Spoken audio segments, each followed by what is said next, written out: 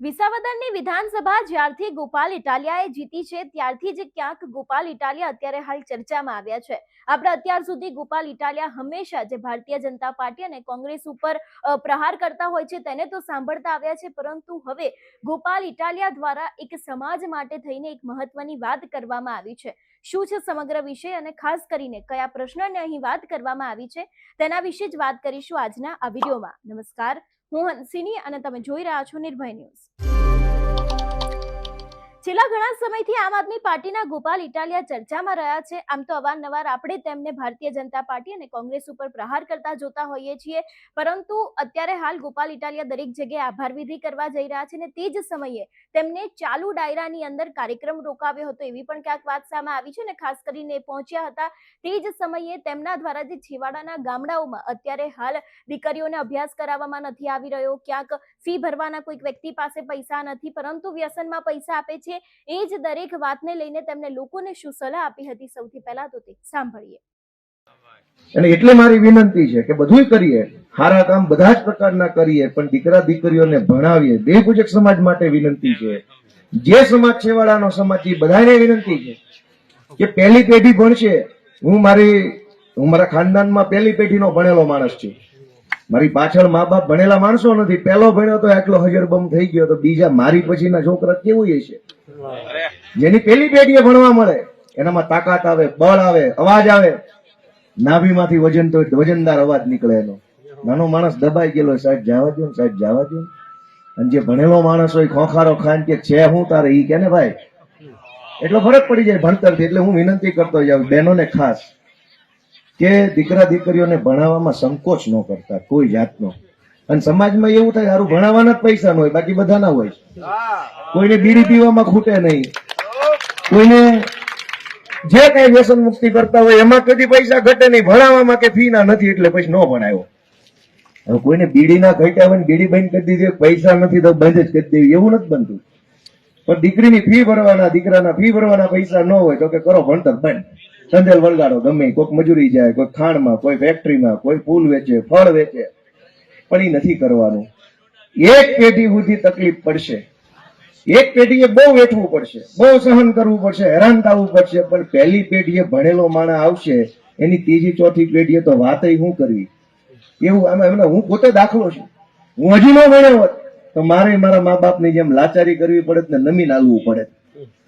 અને નમીન ન હાલવું પડે સમાજ આખાએ, આપણા દીકરાએ, આપણી બહેનોએ, આપણા માવતરે. તો ભણવાનું ને ભણવામાં વકીલાતનું ભણવાનું પહેલો રસ્તો આપણો બહાર આવવાનો ઈ છે. હાવ ગણિત ગુજરાતી વિજ્ઞાન ભણી લેવાની કોઈ મજા નથી, પણ કોઈ બળ મળે, તાકાત મળે. આપણે માતાજીને એવી પ્રાર્થના કરીએ. અમે તો રાજકારણના માણસ છે, જાજુ બોલાય નહીં, એક ક્લિપનો કટકો થઈ જાય એટલે વાયરલ થઈ ગયું. અરે જમાનો એટલો ખરાબ છે કઈ બોલ્યું થાય એમ નથી. પણ સમાજને સાચા માર્ગે ચડાવવાની જવાબદારી કોની છે? કે લોક સાહિત્યના મંચ ઉપર બેઠેલા કલાકારની જવાબદારી છે, ભગવું લુગડું પહેરેલા સંત સાધુની જવાબદારી છે, ધોળા જભા પહેરેલા નેતાની જવાબદારી છે, અને રંગબેરંગી કપડા પહેરેલા સમાજના આગેવાનની જવાબદારી છે. પણ ભગવાનની દયાથી કોઈ પોતાની જવાબદારી નિભાવતું નથી. હવળા રવાડે ચડા છે, મારું થાય તો ભયો ભયો, તમારું જે થવું એ થાય. પણ હકીકતમાં બધાની જવાબદારી છે સમાજને સાચું બતાવે કે કયો રસ્તો સમાજના ભલા માટે છે, કયો રસ્તો ઉપર લઈ જાય ને કયો રસ્તો આડા પાટે ચડાવશે. અને એમાં નાનો સમાજ હોય, છેવાડાનો સમાજ હોય, આર્થિક રીતે સક્ષમ સમાજ ન હોય, ભણતર ગણતરમાં સક્ષમ સમાજ ન હોય, સંગઠિત ન હોય સમાજ, તો બહુ જોખમ વાળું છે. અત્યારે તો કેવો આર્ટિફિશિયલ ઇન્ટેલિજન્સ ને મોબાઈલ ને ટેકનોલોજી ને એવું આવ્યું છે, વાહે રહી જાવ તો બહુ લાંબો ગાળો પડી જાય એવો જમાનો આવ્યો છે. પેલા હું હતું કે આગળ વધતા એ બે ડગલા આગળ વધતા, વાહે રહી જતા એ 2 ડગલા જ વાહે રહેતા. હવે આ ઇન્ટરનેટ ટેકનોલોજી રૂપિયાનો જમાનો છે, વાહે રહી જાય ને 200 વર્ષ વાહે રહી જાય, એટલું ઝડપી આગળ જાય છે. એ જમાનામાં ભગવાન, માતાજી, આપણા સંતો આપણને એવી શક્તિ આપે, આપણને એવી બુદ્ધિ આપે, આપણા હાથમાં એવું બળ આપે કે આપણે બધા આગળ વધી શકીએ. અને આપણામાંથી કોઈ માણસ એક વાહે રહી જતો હોય તો ભગવાન આપણને ઈ સમજણ આપે કે પેલા એનો હાથ પકડું પછી થોડોક આગળ જાઓ. નકરા એકલા આગળ વહી જાઓ, એકલા આગળ વહી જવામાં મજા નથી. વૈજ્ઞાનિકો એવું ખીમજી બાપા કીધું છે કે બહુ ઉપર જાવી તો હવામાં ઓક્સિજન પાતળો થઈ જાય છે, બહુ ઉપર જવામાં મજા ને શ્વાસ નથી લેવાય એમ.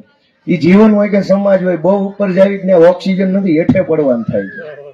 તો કોકનો હાથ પકડીને, કોકનો હાથ લઈને, સાથ લઈને આપણે બધાય આગળ વધીએ. તમારો સાથ મને મળે ને અમારી જેવા નાના માણાનો સાથ તમને મળે, એવી માતાજી આપણને દેહને શક્તિ આપે, એવી પ્રાર્થના. સૌને વંદન, સૌને જય શ્રી કૃષ્ણ, જય માતાજી. એટલે ખાસ કરીને અહીં ગોપાલ ઇટાલિયા દ્વારા ઘણી બધા એવા સ્થાનિક પ્રશ્નોની વાતચીત કરવામાં આવી છે, જેને કારણે ક્યાંક દીકરીઓને અભ્યાસ નથી કરવામાં આવતો, ક્યાં તો દીકરીઓને ભણવું હોય છે તેના માતા પિતા દ્વારા ભણાવવામાં નથી આવતા, અને એટલા જ માટે થઈને તેમના દ્વારા કહેવામાં આવ્યું છે કે ગુજરાતમાંના સારા ભવિષ્ય માટે અત્યારે હાલ ભણતર ખૂબ જરૂરી છે. તમારું શું માનવું છે આ વિષયને લઈને અમને કમેન્ટ કરીને ચોક્કસથી જણાવજો. તેની સાથે અમારી ચેનલ નિર્ભય ન્યૂઝને લાઇક, શેર અને સબસ્ક્રાઇબ કરવાનું ભૂલશો નહીં. નમસ્કાર.